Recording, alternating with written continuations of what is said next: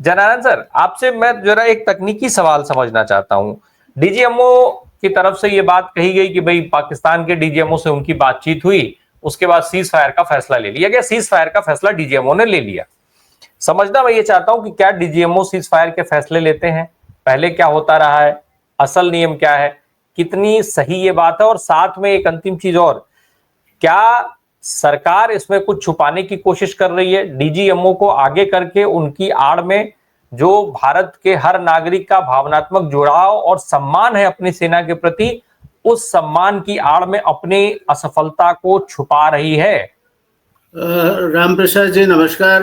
मेरे दोनों साथी पैनलिस्ट बंधुओं को भी नमस्कार। देखिए, जहां तक ये सरकार की क्रेडिबिलिटी का सवाल है, पौरे साहब ने बिल्कुल सही कहा कि भारतीय जनता पार्टी का मतलब इवेंट मैनेजमेंट पार्टी है। आपत्ति में से अवसर ढूंढो, ये इनका जीवन का केंद्रवर्ती मंत्र है। आपत्ति नहीं है तो खड़ी करो। देखिए, ये बैकग्राउंड देखिए आप। एक और मोदी पे प्रेशर बढ़ रहा था। 75 साल होने आए हैं सितंबर में। इनके सामने पार्टी में और आरएसएस में एक दल खड़ा, एक एक्सिस खड़ा हुआ है, तो उनके लिए जरूरी था कुछ टिक जाने के लिए शायद। तो ये इसके साथ भी जोड़ना चाहिए। और इस सरकार की क्रेडिबिलिटी के बारे में तो मैं बताऊंगा ही नहीं, क्योंकि है तो बताए ना। क्रेडिबिलिटी अगर आपकी है जीरो में, कौन सा मार्क दोगे आप? तो ये और डॉगी मीडिया, और डॉगी मीडिया तो कभी भी आप उनको एक लोफ ऑफ ब्रेड डालो, भाव भाव भाव भाव भाव करके चालू हो जाता है। तो उनसे क्या अपेक्षा रखना, वो तो खरीदे हुए हैं इनके। तो वो बात पे भी मैं कमेंट करना नहीं चाहूंगा। देखिए, सब ultimately in any military decision, war or that kind of a contingency, ultimate command is with the civil authorities. वो चुने हुए जो लोग हैं, रक्षा मंत्री है, council of not even alone रक्षा मंत्री, council of minister also have to ratify that decision to go to a war. So ये इनका डिसीजन होता है। लाइन ऑफ सबमिशन ये होती है कि चीफ ऑफ आर्मी स्टाफ जो है वो डिफेंस सेक्रेटरी को अपना अहवाल देता है। डिफेंस सेक्रेटरी अल्टीमेटली इसको प्रोसेस करके सरकार का जो हुक्म है वो लेता है। तो डीजीएमओ को शायद सील्ड कवर में या इसे ओरली ये इंस्ट्रक्शंस दी गई होगी। ये डेलीगेशन ऑफ पावर्स के मुताबिक देखो, कलेक्टर जब जिला में काम करता है तभी भी वो सरकार ही है। He is not an individual. So DGMO is a defense ministry. DGMO is not an individual. तो ये इशू एक राजनीतिक हेतु से खड़ा किया गया है, ये बात मेरी समझ में आती है। अभी भी दोनों देश के डीजीएमओ की हॉटलाइन पे मीटिंग चल रही है right now, and they are expecting a press conference to be held around anything after around 2:30। तो तब आज का क्या डेवलपमेंट हुआ वो पता चलेगा। युद्ध विराम की बात सही है। This is temporary pause. It is not जैसे शिमला करार हुए। युद्ध विराम जब होता है तब दोनों देश की हाईएस्ट अथॉरिटीज उसमें भाग लेते हैं, साथ बैठते हैं, तय करते हैं कि कौन सी शर्तों पे ये युद्ध विराम होगा, और फिर जॉइंट डॉक्यूमेंट साइन होता है और वो जॉइंट डॉक्यूमेंट बाहर आता है। That is what is called cease fire. ये सीज फायर नहीं है, this is just a pause in the way of going towards cease fire and D escalating the tension. अब डोकलाम में ये हुआ तो 17 rounds of meeting took place before the D escalation started. तो ये होने के बाद भी फायरिंग बंद होता है। आर्मी स्टूड आई टू आई, वो एक दूसरे के सामने बिल्कुल डटे हुए थे। तो ये हाल यहाँ भी हो सकता है। लाइन ऑफ कंट्रोल किसी ने क्रॉस नहीं की तो जस की तस है। अब दूसरी बात पे आए कि ट्रंप को क्यों करना चाहिए। मैं मानता हूँ कि विश्व हित में करना चाहिए। ये एक हमारी बुद्धिमत्ता की मर्यादा है कि हम इसको ट्रंप ने क्यों किया, हमारे प्राइम मिनिस्टर ने, अरे किसी ने भी किया। 2 न्यूक्लियर पावर झगड़ रहे थे, कल उठ के कुछ हो जाता, मरता क्या ना करता, कहीं भी एक ओर से न्यूक्लियर वेपन का प्रयोग होता तो दूसरी ओर से भी उसका रिटेलिएशन होगा, पूरा आधा विश्व खत्म हो जाता। तो ये इसका डेंजर है। When two nuclear powers are at war, the powers those be in the world, they have the maximum stake. मैंने सही बताया कि अमेरिका के बिजनेस इंटरेस्ट यहाँ है, चाइना के भी है। तो ये नहीं चाहते कि इस तरह के न्यूक्लियर कैपेबिलिटीज वाले जो देश हैं वो आपस में भिड़े।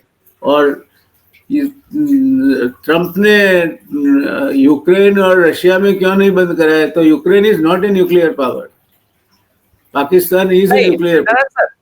जनार्दन सर, सवाल जो है, ठीक है, ट्रंप का ऐलान करना, ट्रंप आखिर मेरा फिर वही सवाल आकर के खड़ा हो जाएगा ना कि अगर हमारे डीजीएमओज ने डिसाइड किया था, हमारी गवर्नमेंट ने डिसाइड किया था, तो उसका ऐलान ट्रंप कैसे करेंगे? ये सूचना ट्रंप पहुंची कैसे पहले? राम प्रसाद जी, ही और JD Pence might have spoken to the prime minister.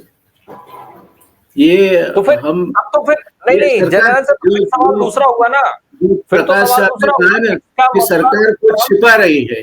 ये छिपा ये रही है कि कौन किसने इनिशिएटिव लिया था, क्या बात हुई थी। जब वो उसके बाद फिर नीचे एनएसए भी इनका डिक्लेयर करता है कि इस तरह की दिशा में जाना चाहिए और हम ये प्रयत्नशील है, उसका मतलब ये हुआ कि there was a backdoor diplomatic channel which was operative. बिल्कुल, देखो, डिप्लोमेसी दो तरीके से होती है, एक फ्रंट डोर और एक backdoor. Backdoor channels are always operative during the war. तो ये सरकार बताए न बताए, उनके बताने की जरूरत नहीं। तो सॉरी, कुछ और प्रयोग कर जाता है शब्द का। ये तो ठग लोग हैं। इनको, भारतीय जनता पार्टी वालों को मैं कतई, वहां 32 साल रहा हूँ, मैं कतई इनको ट्रस्ट नहीं करता कि वो कोई उन पे ट्रस्ट वर्दी है। इनका इंटेंशन ही गलत होता है और अपना खुद का ड्रामा बना के अपना कैसे। अब इसके लिए नेगोशिएट कौन करता है? संबित पात्रा। संबित पात्रा कौन है? एक नॉन प्रैक्टिसिंग डॉक्टर। उसकी इसकी आर्मी एस्टेब्लिशमेंट पे क्या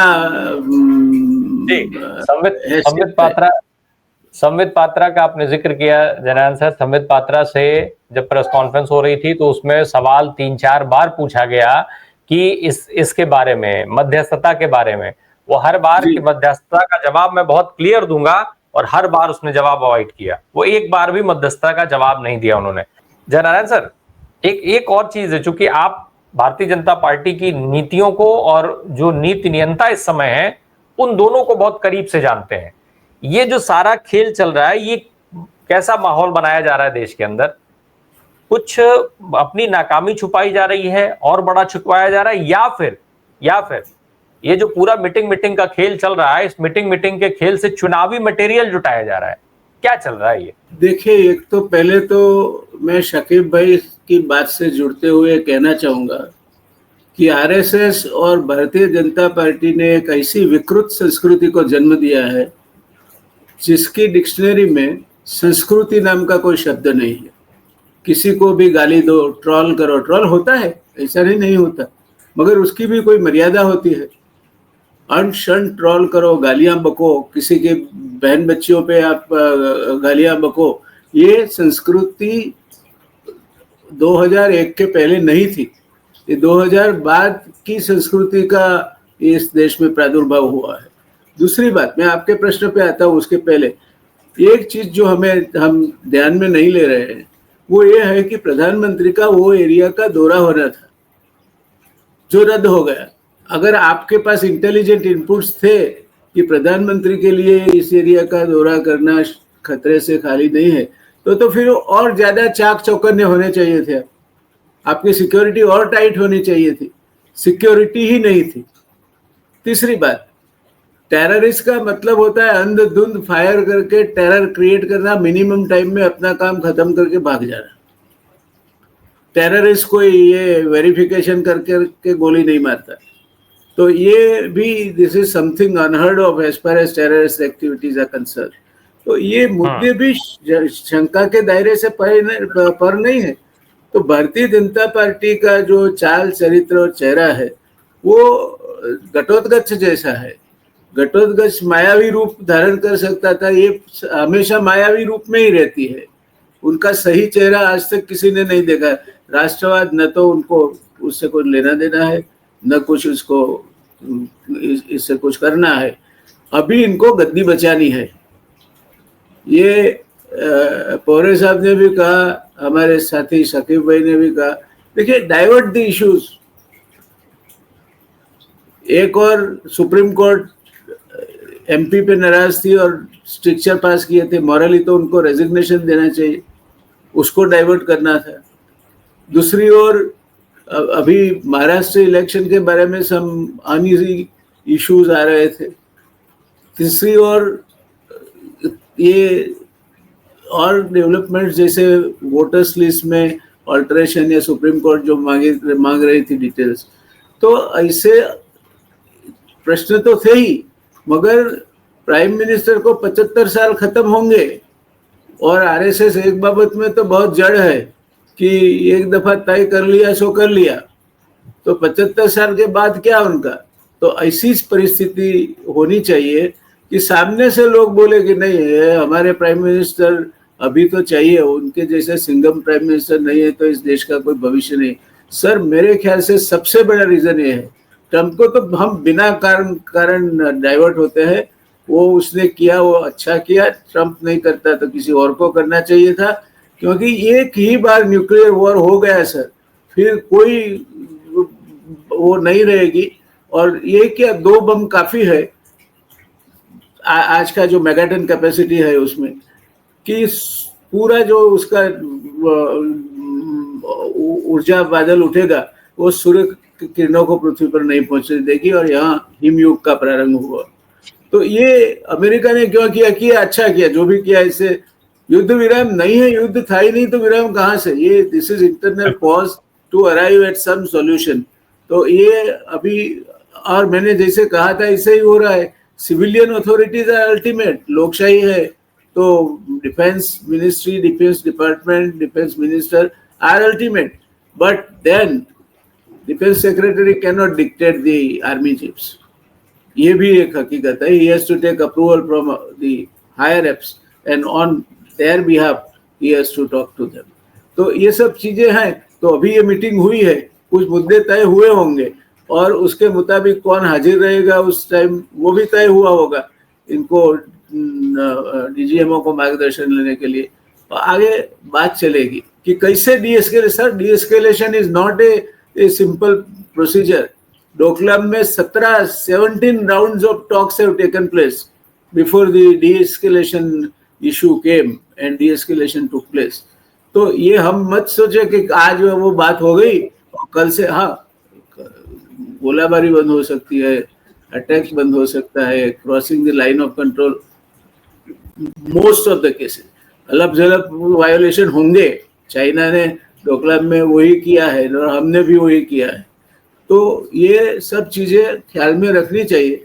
और एक बात ये है कि सरकार को ऐसे समय पे जब पूरा देश विपक्ष के साथ एकजुट होकर उनके साथ खड़ा था, तब पारदर्शिता और अपनी क्रेडिबिलिटी नहीं गंवानी चाहिए जो इस सरकार ने गंवा दी। ये सबसे बड़ा डैमेज, अगर कोलेटरल डैमेज हुआ है पूरे समय में, तो सरकार ने अपनी खुद की जो विश्वसनीयता थी उसको ताक पे रख दी और गंवा दी। और प्राइम मिनिस्टर को तो क्या हुआ है समझ नहीं पड़ती कि पूरा विपक्ष इकट्ठा हो रहा है। क्या आप विपक्ष से भी ऊपर हो? आपके पास पूरे देश के ऊपर है, लोकतंत्र से ऊपर है, संविधान से ऊपर है। BJP on their own, they don't have the majority, it's also a coalition government. तो आप विपक्ष की मीटिंग में भी हाजिर नहीं रहते, इतनी एरोगेंसी आ गई। और बिहार में चुनावी कार्य इंपॉर्टेंट है आपके लिए।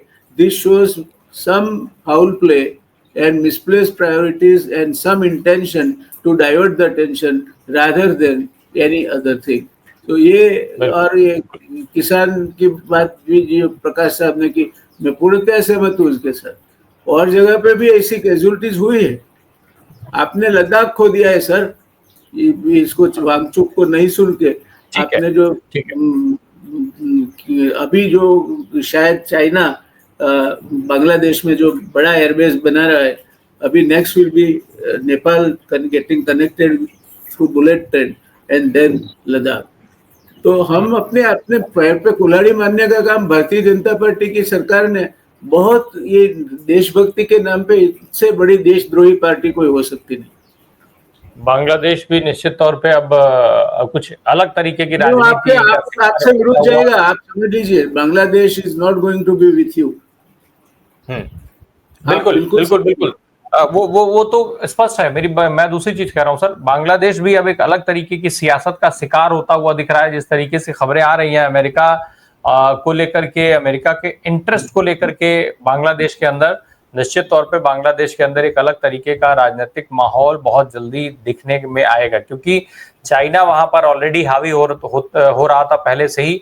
और अब अमेरिका अमेरिका को एयरबेस बनाने के लिए इन्होंने दिए विंसन जो टापूज है, वो अमेरिका वहां एयरबेस बनाएगा, चाइना यहाँ अपनी चिकन नेक के बिल्कुल बाजू में सरहद पे। तो अगर चाइना चाहे तो इंडिया से 7 स्टेट्स को अलग करना, it will be a child's play. 23 kilometre है चिकन से। बिल्कुल बिल्कुल बिल्कुल।